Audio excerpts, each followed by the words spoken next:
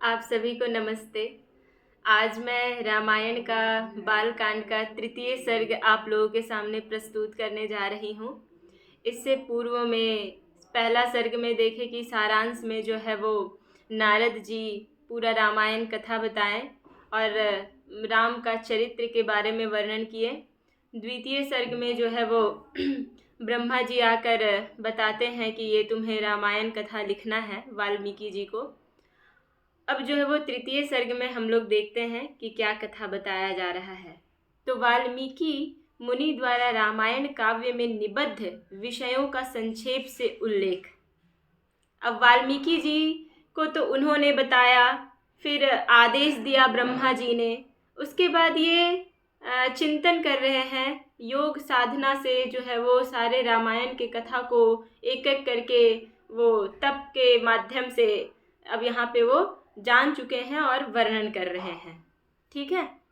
तो नारद जी के मुख से धर्म, अर्थ एवं काम रूपी फल से युक्त हितकर तथा प्रकट और गुप्त संपूर्ण रामचरित्र को, जो रामायण महाकाव्य की प्रधान कथा वस्तु था, सुनकर महर्षि वाल्मीकि जी बुद्धिमान श्री राम के उस जीवन वृत्त का पुनः भली भांति साक्षात्कार करने के लिए प्रयत्न करने लगे।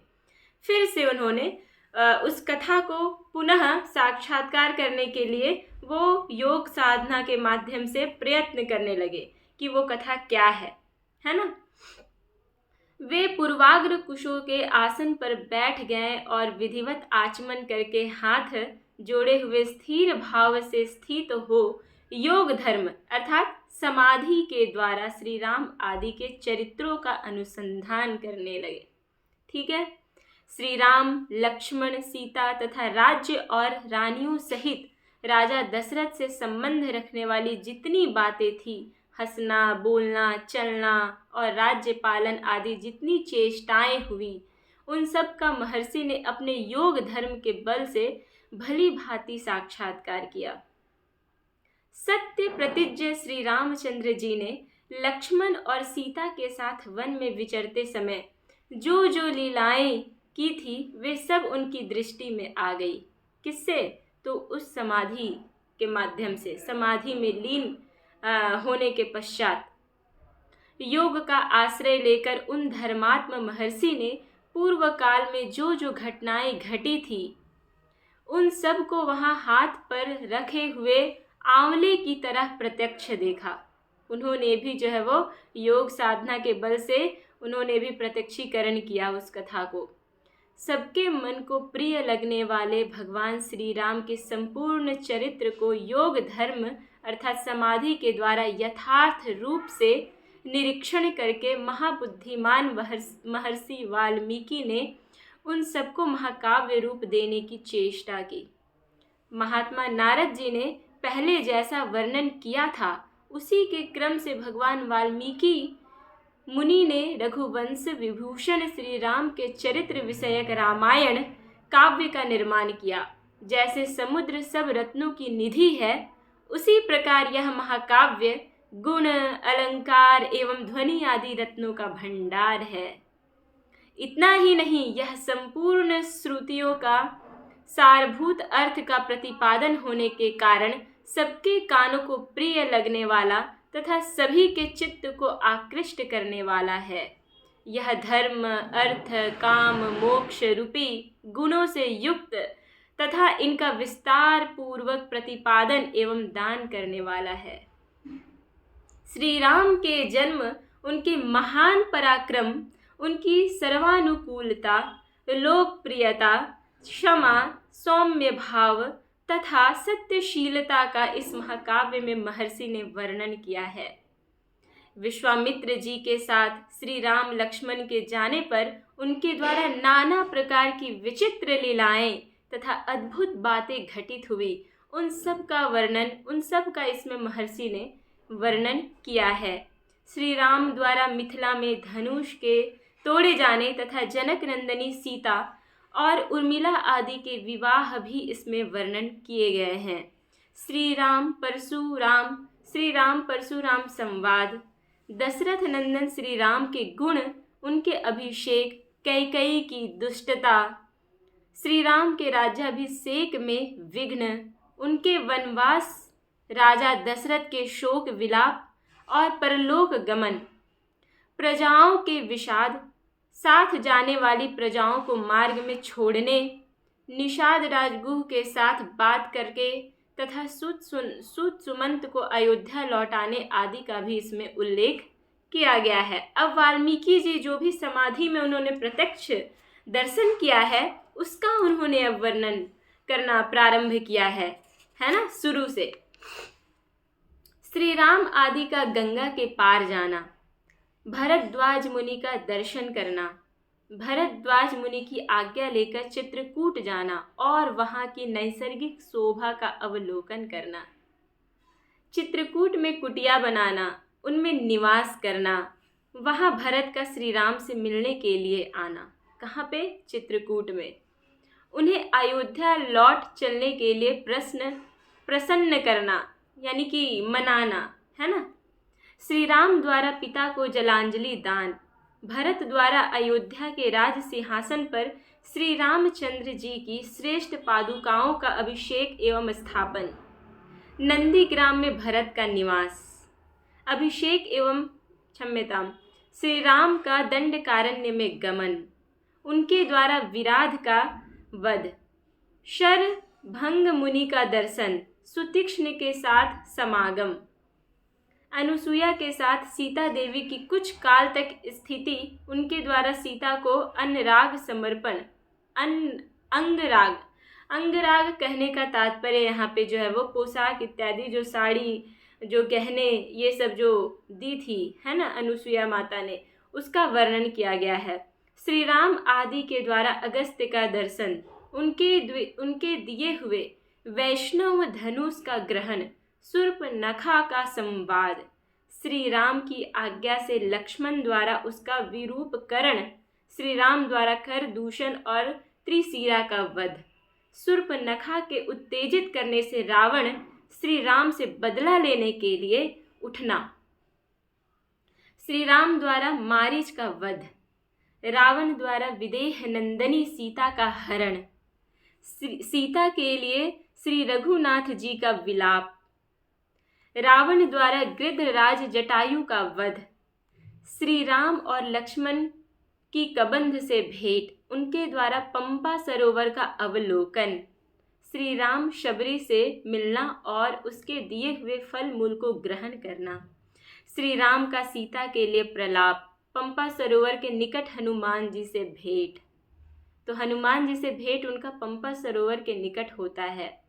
श्री राम और लक्ष्मण का हनुमान जी के साथ ऋष्यमुख पर्वत पर जाना, वहाँ सुग्रीव के साथ भेंट करना, उन्हें अपने बल का विश्वास दिलाना और उनसे मित्रता स्थापित करना। बाली और सुग्रीव का युद्ध, श्री राम द्वारा बाली का विनाश, सुग्रीव को राज्य समर्पण,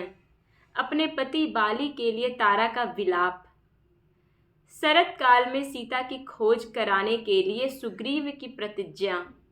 श्री राम का बरसात के दिनों में माल्यावान पर्वत के प्रस्रवन नामक शिखर पर निवास, रघुकुल सिंह श्री राम का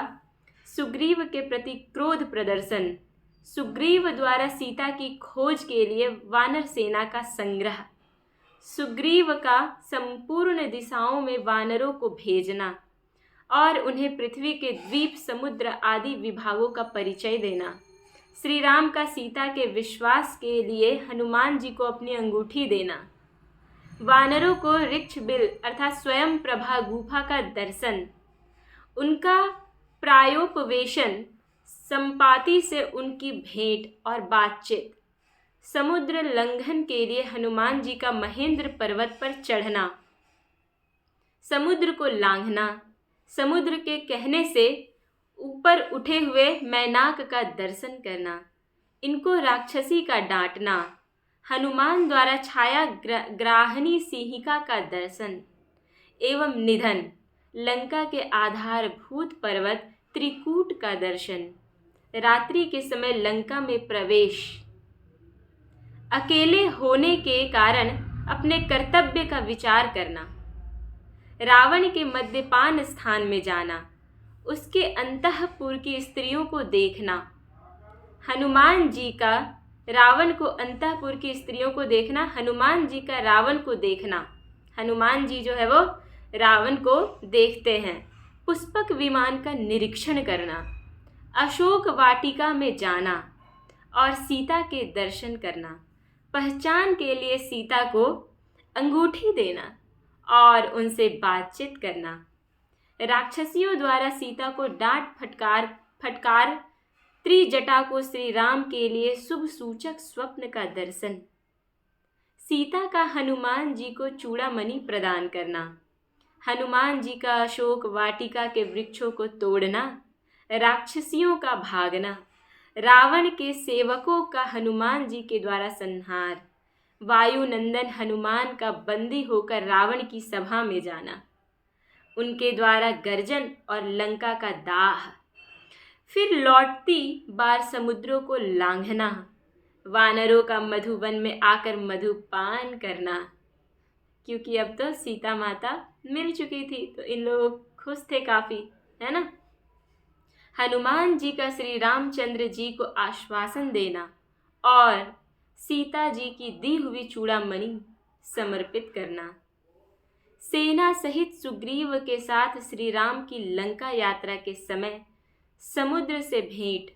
नल का समुद्र पर सेतु बांधना, उसी सेतु के द्वारा वानर सेना का समुद्र के पार जाना, रात को वानरों का लंका पर चारों ओर से घेरा डालना, विभीषण के साथ श्री राम का मैत्री संबंध होना, विभीषण का श्री राम को रावण के वध का उपाय बताना, विभीषण का श्री राम को रावण के वध का क्या बताया, उपाय बता दिया,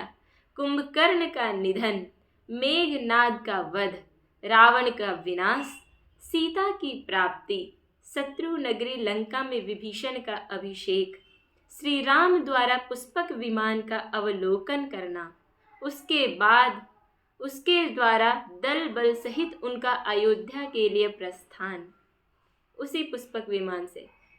श्री राम का भरद्वाज मुनि से मिलना, वायुपुत्र हनुमान को दूत बनाकर भरत के पास भेजना तथा अयोध्या में आकर भरत से मिलना, श्री राम के राज्याभिषेक का उत्सव, फिर श्री राम सारी वानर सेना को विदा करना, अपने राष्ट्र की प्रजा को प्रसन्न रखना तथा उनकी प्रसन्नता के लिए ही विदेह नंदिनी सीता को वन में त्याग देना इत्यादि वृत्तांतों को एवं इस पृथ्वी पर श्री राम का जो कुछ भविष्य चरित्र था उसको भी भगवान वाल्मीकि मुनि ने अपने उत्कृष्ट महाकाव्य में अंकित किया है। इस प्रकार श्री वाल्मीकि निर्मित आर्ष रामायण आदि काव्य के बालकांड में तीसरा सर्ग पूर्ण हुआ। ये कथा को बार बार श्रवण करें मेरे प्यारे साथियों, मित्रों, मेरे माताएं, बहनें, सभी को सादर नमस्ते। धन्यवाद।